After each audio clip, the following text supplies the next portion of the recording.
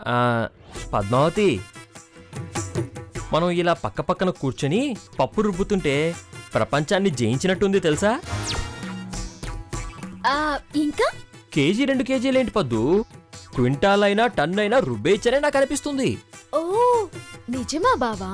ఆ, నీతో అబద్ధాలు ఆడతానా పద్దు? రాత్రి నీ సాయం మరుస్తానా?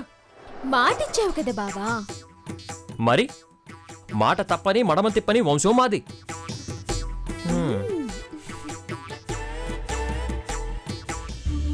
ఊహ ఎంత బావుందాండాళ్ళు. ఆ ఊహ నిజమైతే రోజు గారెలు గారెలేగా. చాలండి.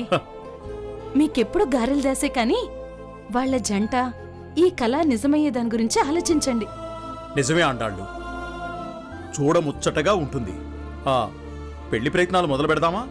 రుక్మిణి వాళ్ళని అడగకుండానే ప్రయత్నం మొదలు పెడతారా? అడుగుదామే, కాదంటుందా ఏమిటి? మరి పద్మావతిని చూడు, ఇష్టం లేనిదే వాడి చేత అది పప్పు రుబ్బించేదాకా వచ్చిందా? ఇష్టం లేకపోతే వాడంత కష్టం ఎందుకు పడతాడు? ఆ రుసరుసలు పైకే, వాళ్ళకొకరంటే ఒకరికి ఎంతో ప్రేమ. ఏమండి, అయితే వెళ్ళి ఒక మాట రుక్మిణిని అడిగేద్దామా? పదండి. ఆగు, ఇప్పుడంటే అప్పుడేనా? వారం వజ్యం అక్కర్లేదా?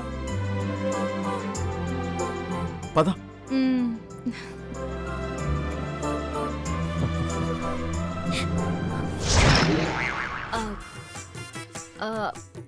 బావా, నా మీద నీ అభిప్రాయం ఏంటి? నువ్వు దేవతవి, నీ మనసు మంచిది, నీ గుణం గొప్పది. నీ ప్రేమ ఆదరణ పొందటం అంటే అదృష్టమే. భలే అబద్ధాలు చెప్తావే నువ్వు. అబద్ధమా? చచ్చా, ఇప్పుడే చెప్పాగా, మాట తప్పని మడమ తిప్పని వంశమని.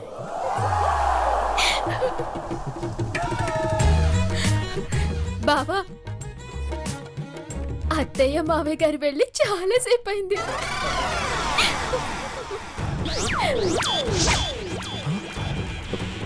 మరి చెప్పవే దుర్మార్గురాలా, ఎంత రాక్షసత్వం లేకపోతే నాతోనే ఇలా పప్పు రుబ్బిస్తావే? జబ్బలు పులిసిపోయాయి, రెక్కలు లాగుతున్నాయి. ఇంత కఠినాత్మురాలివేంటే నువ్వు? అప్పుడే ఏమైంది? ఇప్పుడు ఇప్పుడు రుబ్బండి. కేజీ పప్పు, ఇంకో కేజీ ఉంది ఇందులో. ఏమిటి, ఇంకో కేజీ ఉందా? టన్ అయినా రుబ్బుతానన్నా. ఒసేయ్, నీ నెత్తిని రోలెత్తేసినా పాపం తగలదే. బావా, నువ్వు వెళ్ళొద్దు. మావయ్య అత్తయ్యని పిలవమంటావా లేకపోతే పప్పు రుబ్బుతావా? రుబ్బుతానులే. సరే కానీ.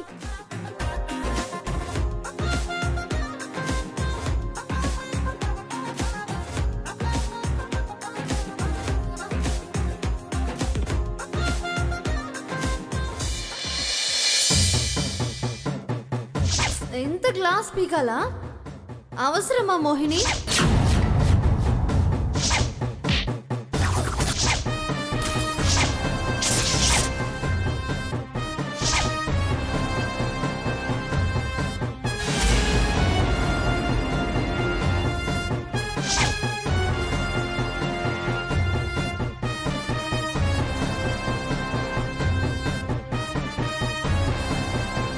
మమ్మీ, ఏంది?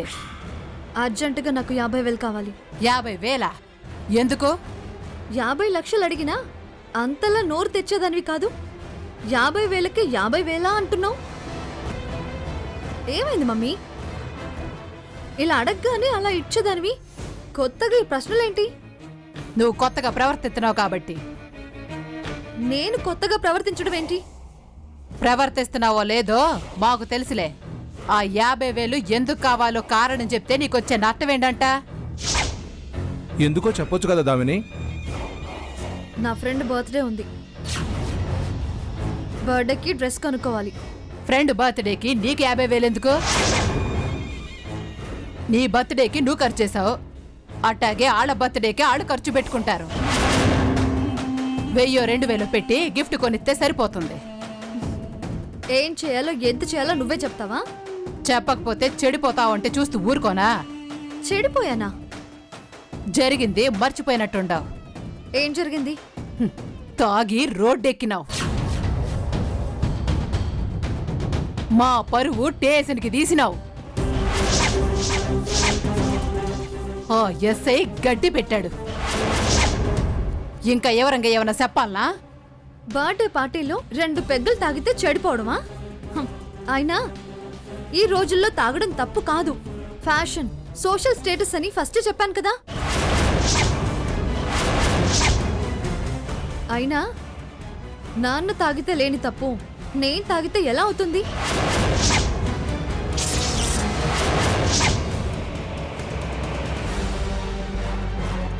ఆయన నువ్వు ఒకటేనా?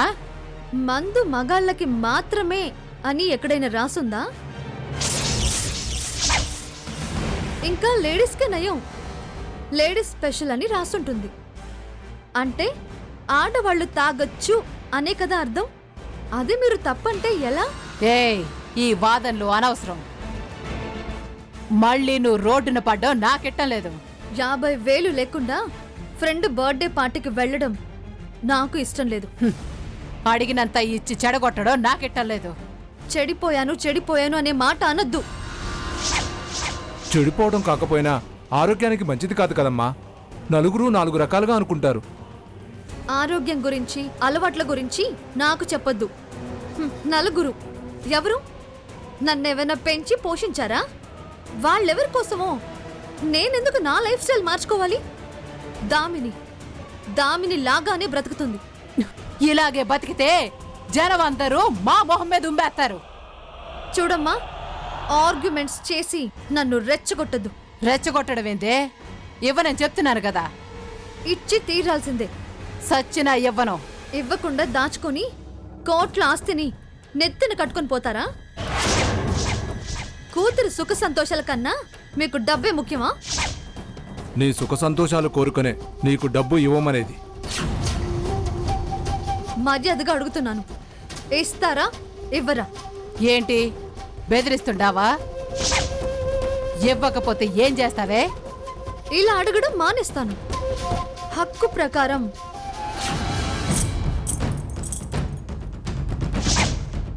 ఇలా లాక్కుంటాను, డబ్బులు తెచ్చుకుంటాను. ఏయ్, ఏందే? ఎంత ధైర్యమే నీకు? అంత లెక్కలెంతనమైందా నీకు? నువ్వు అసలు నిజమైన దామినివేనా? నా కూతురువేనా? కరెక్ట్. ఇదే డౌట్ నాకు కూడా వచ్చింది.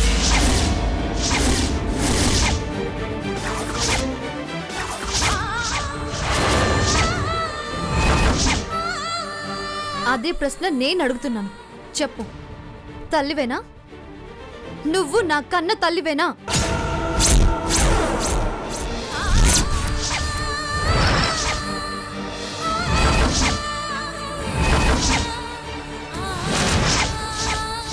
నవమాసాలు మోసి కన్న తల్లివేనా? లేకపోతే అనాథనా?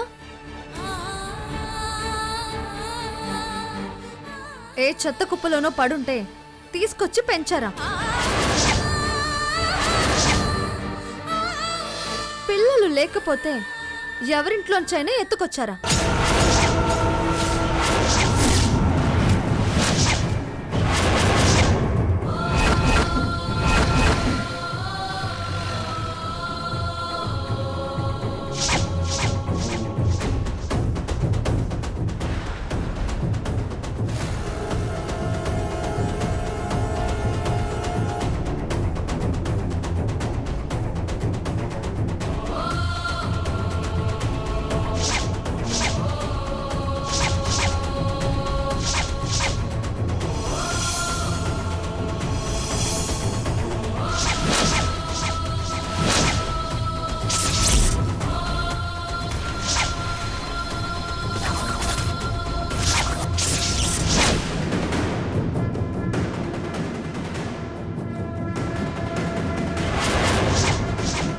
దామిని, ఏంటా మాటలు? లేకపోతే ఏంటి? నా ఇష్టానికి అడ్డుపడుతున్నారెందుకు? పరాయి దాని మీద పెత్తనం చేసినట్టు నా మీద చెలాయిస్తున్నారేంటి? చూస్తూ చూస్తూ ఎలా చెడిపోనిస్తావమ్మా? వద్దు, ఆ మాటలు మాట్లాడొద్దని 1,00,000 సార్లు చెప్పా.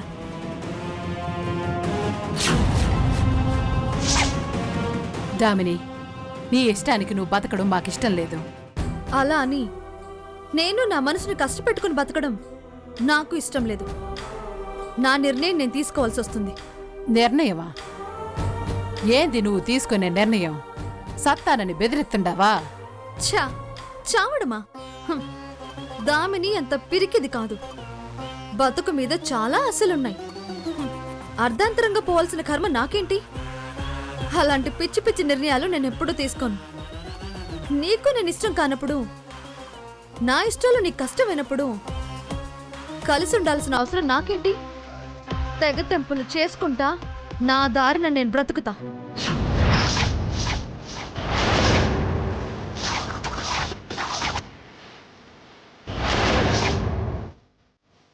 ఏమన్నావు?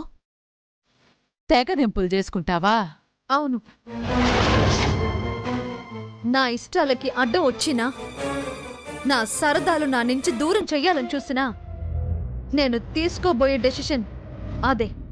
ఎంత మాట అన్నావే? మమ్మల్ని కాదని నువ్వు వెళ్ళిపోతావా? నీ ఇష్టాలకి సరదాలకి మేము వడ్డు చెప్పకూడదా? అవును, చెప్పకూడదు. నేను మీ కూతుర్నైతే, నా మీద మీకు ప్రేమే ఉంటే అడిగింది ఇవ్వండి, వివరాలు అడగండి. నా సర్కిల్లో నన్ను తక్కువ చేసుకుని నేను బ్రతకలేను. నా స్వేచ్ఛకి ఇబ్బంది కలిగిస్తే నేను సహించను. ఏందే? ఇష్టము స్వేచ్ఛ అని తాగి తందనాలాడితే ఆ ఎస్ఏ వదిలేసినట్టు ప్రతి ఒక్కరు వదలరే, నీ బతుకు నాశనం అయిపోతుంది. అసలు నాకు తెలియకుండా అడుగుతున్నాను, ఇప్పుడేంటి కొత్తగా అలవాట్లు, తిరుగుళ్ళు, చెడిపోవడాలు, భవిష్యత్తు అని క్లాస్ పెడుతున్నారు? ఇదన్నీ ఇప్పుడే గుర్తొచ్చాయా? ఇంతకు ముందు గుర్తుకు రాలేదా? ఏంటి ఆలోచిస్తున్నారు? క్వాలిటీ ఇన్స్పెక్టర్ని ట్రాప్ చేసినప్పుడు తప్పు అనిపించలేదా? అప్పుడు నీకు నీ సేఫ్టీ ముఖ్యం. అప్పటిదాకా ఎందుకు? ఇప్పుడు చేస్తున్నా. నీ మీద కేసు ఎత్తేయాలని, పడుచు కుర్రాలలో ఎవరో ఒకరిని ట్రాప్ చేయాలని నన్ను సంగీతాన్ని కుదిర్చావు. అది తప్పనిపించలేదా? అంటే నీ కోసం చెల్లు నువ్వే దగ్గరుండి చెడగొడతావు. నా వరకు వచ్చేసరికి చెడిపోతున్నాను, తాగుతున్నాను అని క్లాస్ పీక్తావు. ఇలా ఉండటం నాకిష్టం ఉండదు. బాయ్. ఆగో!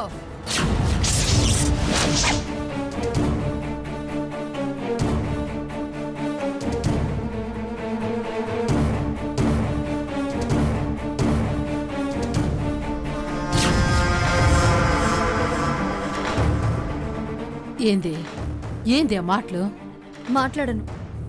కీసిస్తే అలాంటి మాటలు మాట్లాడను. ఏంది నీకు నాకు మధ్య ఉండే బంధం డబ్బేనా? ఆ డబ్బే కదా నీకు ముఖ్యం. నేనన్నానా? ఇవ్వను అన్నావు కదా. అది కాదే. మమ్మీ, మళ్ళీ మొదటికి తేవద్దు. ఇస్తావా? వెళ్ళిపోమంటావా?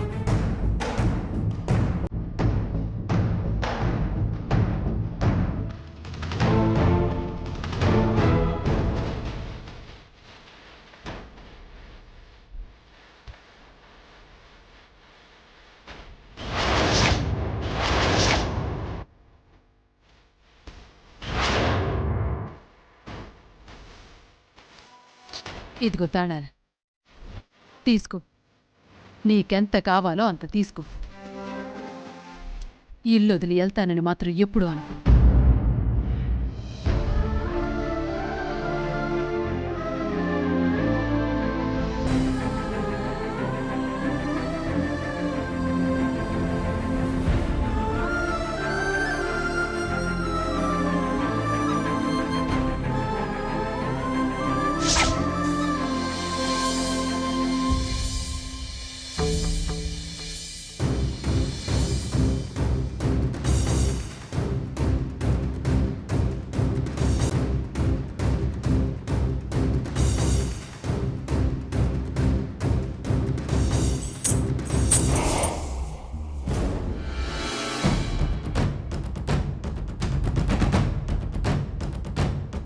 చూసావయ్యా ఎంత దారుణంగా తయారైంది. ఇది మన మాట వింటుందా? రేపు ఊరేమంటది? మన పేరేం కావాలయ్యా? మోహిని, నేను ఒకటి చెప్తాను విను. మంచి కుర్రాన్ని చూసి ముడిపెట్టేద్దాం. ఆ వచ్చినవాడే నచ్చ చెప్పుకుంటాడు. 10 మందిలో అలసైపోతానని తనే చెప్పుకుంటాడు. కన్నవాళ్ల మాటల కన్నా కట్టుకున్న వారి మాటలే వాళ్ళకి నచ్చుతాయి. మంచి ఆలోచన చేసినావయ్యా. దానికి పెళ్లి చేయాలన్న ఆలోచన నాకు తట్లేదేంది? ఎదుగుతా, మంచి బుద్ధిమంతుడైన కుర్రాడిని ఎదుగుతా. ఆ భయం ఎందుకే? వీధికో మ్యాట్రిమోనీలున్నాయి. సరే, ముందు నువ్వు వాళ్ళకి ఎవరాలు ఇచ్చేసే. సరే.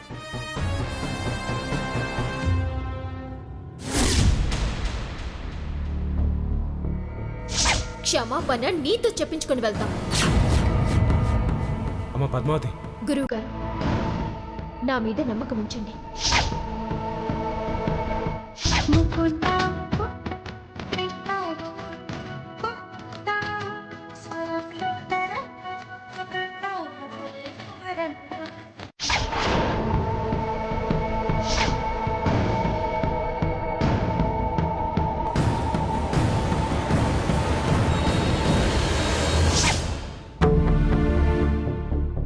ఆగక్కడ.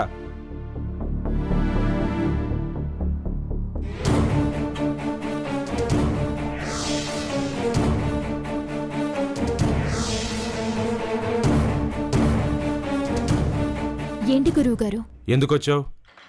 అదేంటి, దాన్ని ఎందుకొచ్చావని అంటున్నారు? రావాల్సిన అవసరం లేదు కాబట్టి. రావాల్సిన అవసరం లేకపోవడం ఏమిట్రా? మీరు ఆపుతారా?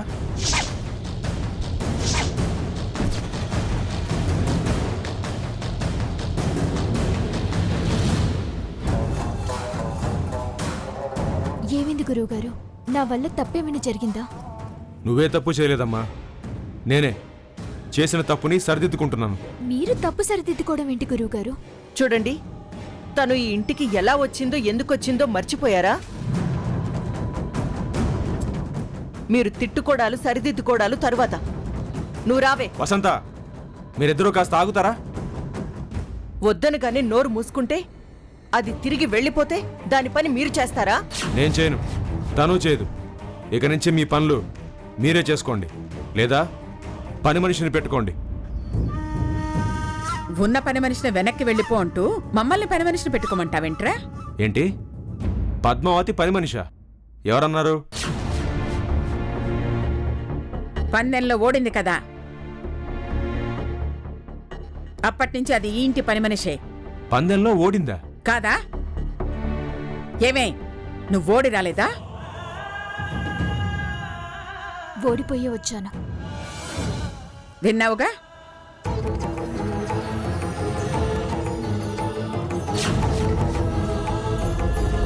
అసలు పందెం ఏంటి? పోటీ ఎందుకు జరిగింది? నాకు ఆరాధనోత్సవాల్లో పాల్గొనే అర్హత లేదు అన్నారు. ఎందుకంటే నేను వ్యసనానికి బానిస అయ్యానని, సరస్వతిని మైలుపరిచానని. అవన్నీ నిజాలే కదా? నిజమో అబద్ధమో మాకవన్నీ అనవసరం. పందెం కట్టింది ఇది. గురువు గురువు అని చెప్పుకునే ఆ రంగాచారి ప్రగల్భాలకి పోయి ఓడిపోయాడు. ఆయన తరపున ఇది పందెం కాసింది. మీతో పాడలేక ఓడిపోయింది. ఇచ్చిన మాట ప్రకారమే కదా ఇక్కడికొచ్చింది. అవును, ఏ కాదా? నేను కచేరీ చేస్తుంటే నన్ను వాళ్ళు ఆపి సినిమా పాట పాడమన్నారు. నేను పాడను, వాళ్ళని మెప్పించను అన్నాను. అప్పుడు వాళ్ళు ఏమన్నారు? లెంపలేసుకుని వాళ్ళకి క్షమాపణలు చెప్పమన్నారు. అప్పుడు పద్మావతి నా తరఫున వాదించింది. తను పాట పాట అందరినీ మెప్పించింది.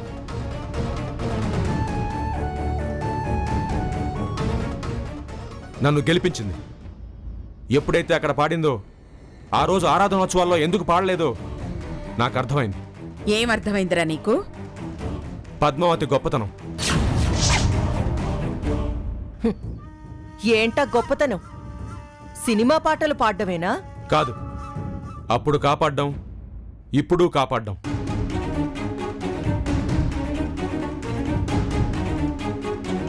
ఆరాధనోత్సవాల్లో నన్ను పాడకుండా గెలిపించింది. బర్త్డే ఫంక్షన్లో నన్ను పాడి గెలిపించింది.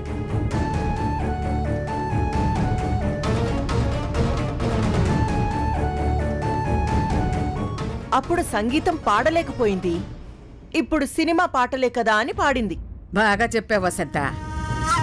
పేరుకు సినిమా పాటే అయినా అందులో సంగీత స్వరాలు ఇమిడి ఉన్నాయి, గమకాలు, గొప్ప సాహిత్యం కూడా ఉంది. తన గాత్రంతో అద్భుతంగా పాడి అందరినీ పద్మావతి మెప్పించింది. ముందు వాళ్ళందరూ సినిమా పాటని అడ్డుపడ్డారు. ఆ తర్వాత తన గాత్రంతో వాళ్ళందరి నోళ్ళు మూయించింది. అప్పుడు ఓడింది, ఇప్పుడు గెలిచింది. దానికి దీనికి చెల్లు. ఇక పద్మావతి పని మనిషిగా పనిచేయడానికి నేను ఒప్పుకోను. మీరు వద్దు అంటే ఎలా చెల్లుతుంది? అది పందెం కాసింది నాతో. తను పనికి వచ్చిన ఈ ఇంటి యజమానిగా చెప్తున్నాను. ఈ ఇంటి యజమాని అత్తయ్య గారు. అవునరా, ఈ ఇంటి యజమానురాల్ని నేను. అంటే ఈ ఇంట్లో నా మాట చెల్లుబాటు కాదా?